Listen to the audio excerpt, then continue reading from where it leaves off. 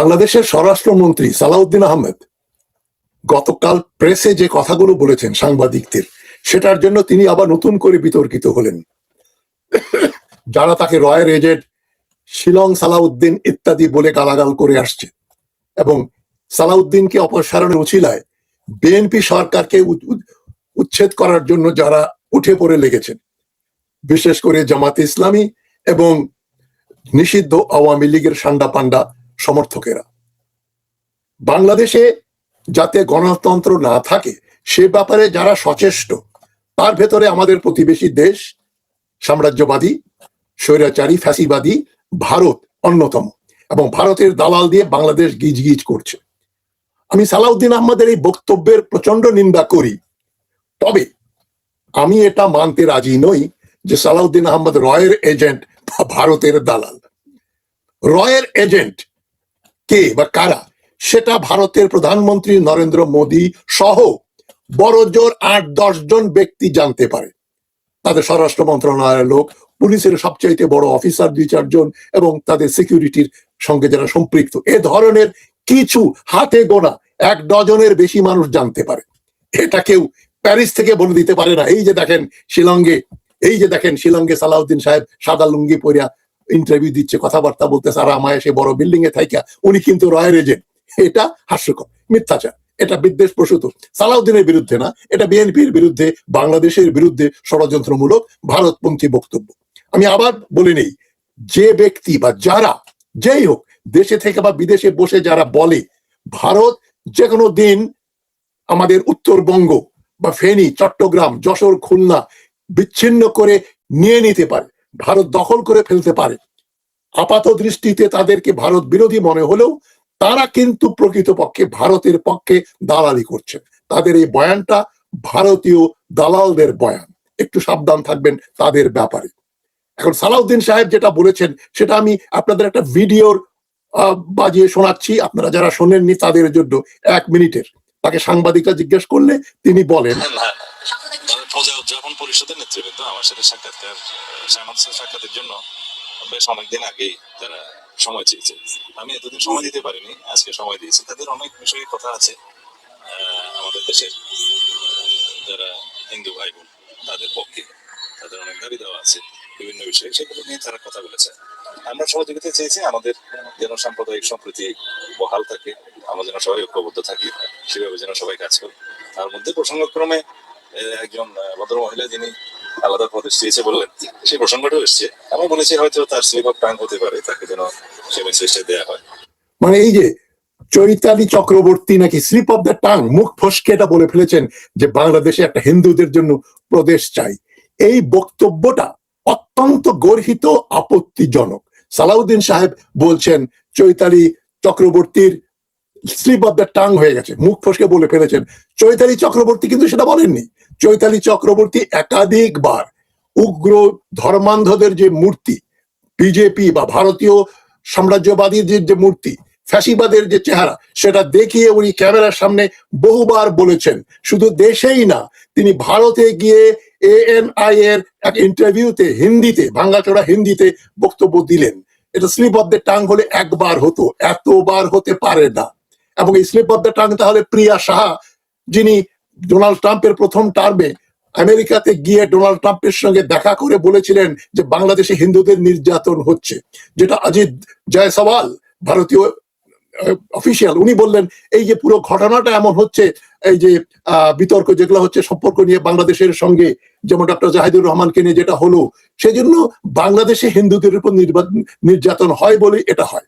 ভারত যে কথা বলছে একই কথা আমরা শুনতে পাচ্ছি চৈতালি চক্রবর্তীর কাছে, একই কথা আমরা শুনতে পাচ্ছি গোবিন্দ পারামানিকের কাছে, এবং রানা দাশগুপ্ত, যিনি পাবলিক প্রসিকিউটর ছিলেন হাসিনার তথাকথিত আন্তর্জাতিক এই যে আদালতের ট্রাইব্যুনালের একজন সরকারি পক্ষের কৌশলী ছিলেন রানা দাশগুপ্ত, যার নেতৃত্বে সালাউদ্দিন কাদের চৌধুরী, মতিউর রহমান নিজামী এবং অন্যান্যদের যে ফাঁসি দিয়ে ঝুলানো হলো, যে ব্যক্তি এগুলো তদারক করে, যার তদারকিতে বেআইনি ভাবে হাসিনা এতগুলো দেশপ্রেমিক মানুষকে হত্যা করলো, সেই রানা দাশগুপ্ত কিন্তু এখনো বহাল তবিয়তে হিন্দু বৌদ্ধ খ্রিস্টান ঐক্য সমিতির নেতা হিসাবে বিরাজমান।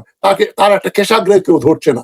এই সমস্ত কিছু না করে, এদের বিচার না করে সালাউদ্দিন সাহেব যা বলেছেন সেটাই একমাত্র বিচার্য বিষয় নয়। আমি সালাউদ্দিন সাহেবের এই বক্তব্যের প্রচন্ড বিরোধিতা করি এবং আমি মনে করি তারেক রহমান সাহেবের অনতি বিলম্বে সালাউদ্দিন সাহেবকে মন্ত্রিত্ব থেকে অপসারণ করা উচিত। তিনি এখন দেশের জন্য একটা লায়াবিলিটি হয়ে গেছেন। সালাউদ্দিন সাহেবের সঙ্গে আমার যেভাবে পরিচয়, চাক্ষুষ পরিচয় হয়নি, তবে টেলিফোনে আমি বহুবার উনি আমাকে শিলং থেকে বহুবার ফোন করেছিলেন 2023 সাল থেকে হাসিনার পতন পর্যন্ত।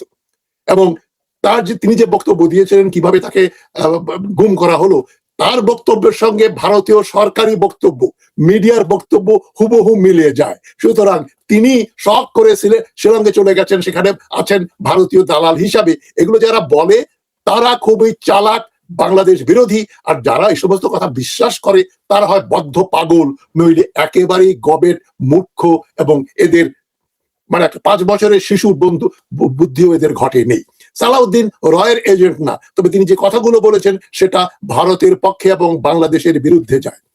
আমি সালাউদ্দিন সাহেবকে এতদিন রয়ের এজেন্ট বলাতে বিরোধিতা করে আসছি, তবে আমি আজ নিজে বলছি তারেক রহমান সাহেবকে যে যদিও সালাউদ্দিন সাহেব রয়ের এজেন্ট নন, তবে গতকাল তিনি হিন্দুত্ববাদী, হিন্দু বিচ্ছিন্নতাবাদী ও ভারতপন্থী অ্যাডভোকেট চৈতালি চক্রবর্তীর পক্ষে যে বক্তব্য দিলেন সেটা আমাকে খুবই অবাক করেছে, দুঃখ দিয়েছে।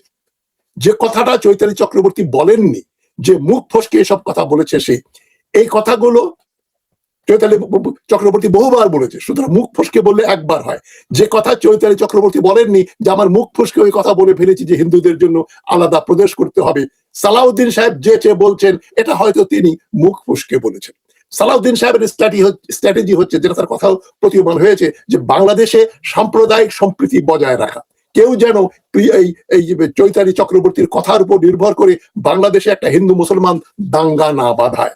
যারাই হিন্দু মুসলমান দাঙ্গা করতে উৎসাহী তাদেরকে পরোক্ষভাবে মানে সালাউদ্দিন সাহেবের এই বক্তব্য সহায়তা করে। তিনি যা করতে চেয়েছিলেন হিতে বিপরীত হয়েছে। তিনি সাম্প্রদায়িক দাঙ্গা যাতে না হয় সেজন্য চেষ্টা করেছেন, কিন্তু তার কথাবার্তায় অনেকে মনে করতে পারেন তিনি ভারতপন্থী, তিনি চৈতালি চক্রবর্তীর পক্ষের মানুষ, তিনি বাংলাদেশের বিরোধী।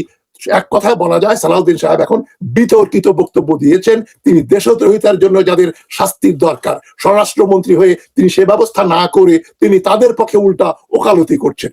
সালাউদ্দিন কেন এসব উদ্ভট কথা বললেন? এটা আমার দাবি তিনি যেন অবিলম্বে, এটা ন্যূনতম ব্যাপার, তিনি বিনা শর্তে ক্ষমা প্রার্থনা করবেন জাতির কাছে। তা সব পরেও আমি মনে করব তারেক রহমানের সরকারের উচিত হবে তাকে শুধু স্বরাষ্ট্র মন্ত্রণালয় থেকে না, মন্ত্রিসভা থেকেই অপসারণ করা। আমি তারেক রহমানকে সালাউদ্দিনের আশু অপসারণের দাবি করছি। আমি বিশ্বাস করি দেশের প্রায় 90% মানুষ আমার কথার সাথে একমত হবে। আমি কোনো দল করি না। যারা মনে করতেন আমি দল কানা, বিএনপির দালাল, তাদের গালে একটা চপেটাঘাত দিয়ে আমি বলছি যে দেখেন, আমি কোনো দল কানা ব্যক্তি নই। কোন ব্যক্তি একেবারে অপরিহার্য না দেশের জন্য। ব্যক্তি যদি দোষ করে তার শাস্তি হওয়া উচিত। সেই জন্য সালাউদ্দিন সাহেব দোষ করেছেন, অন্যায় করেছেন, যার সুযোগ নিচ্ছে এখন ভারতীয়রা। আজিজ জয়সওয়াল বলেছেন বাংলাদেশে হিন্দুদের উপর নির্বাচন হয়, নির্যাতিত হয়, সুতরাং জাহিদুর রহমানের ব্যাপারটাকে তারা একটু মানে হালকা করতে চাচ্ছে। জাহিদুর রহমান যে অপমানিত হয়েছেন সেটা বাংলাদেশের অপমান, এটা যারা বোঝে না তারা বাংলাদেশের শত্রু।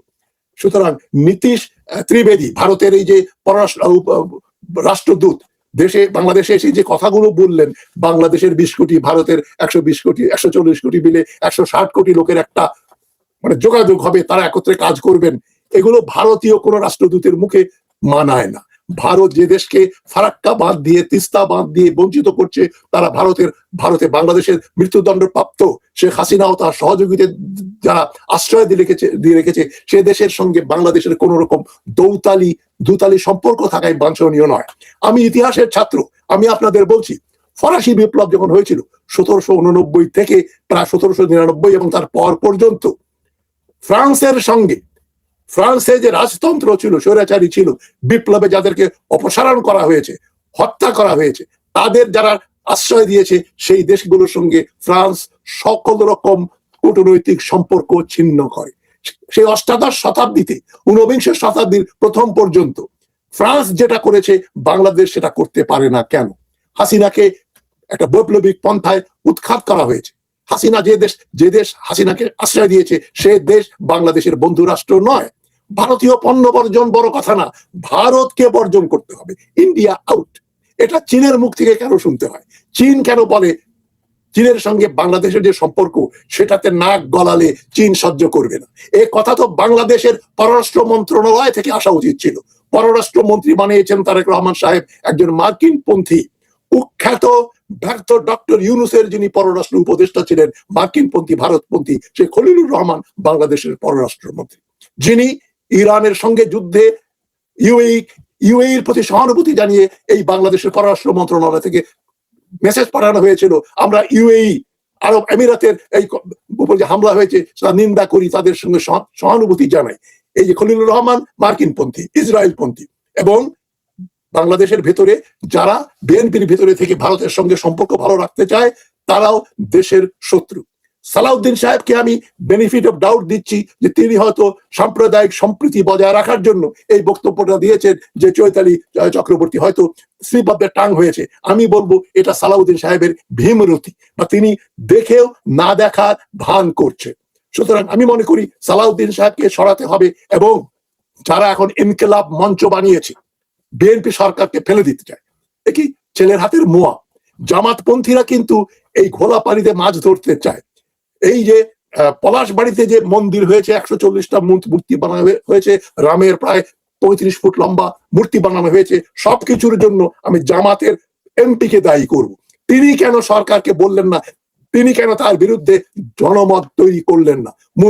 মূর্তি তৈরি হয়ে যাচ্ছে, আমরা সাংবাদিকদের মাধ্যমে এগুলো শুনতে পারি। জামাত এমপি, জামাত ইসলামী নিশ্চুপ। জামাতে ইসলামী এই হিন্দুত্ববাদীদের বিরুদ্ধে, ভারতের বিরুদ্ধে মুখ খোলেনি, শফিকুর রহমানও খোলেননি, কোন লোক। তারা ভারতের সঙ্গে তারা ভালো সম্পর্ক চায়। মার্কিন যুক্তরাষ্ট্র এবং ভারতের তারা দালাল, এটা মেনে নিতে যাদের বাধে, যারা মনে করেন আমি সত্য কথা বলছি না, তাদেরকে আমি 5-10 বছরের বাচ্চা বলেই মনে করব। নির্বোধ, বোকা, পাগল, এবং কিছু আছে সুযোগ সন্ধানী ভারতপন্থী। জামাতের ইসলামী লেবাস ধারণ করে তারা আসলে ভারতের দালালি করতে চাইছে, যে জন্য তারা একটা নির্বাচিত প্রধানমন্ত্রীকে বলছেন তারেক রহমান তো প্রধানমন্ত্রী না, শফিকুর রহমান প্রধানমন্ত্রী।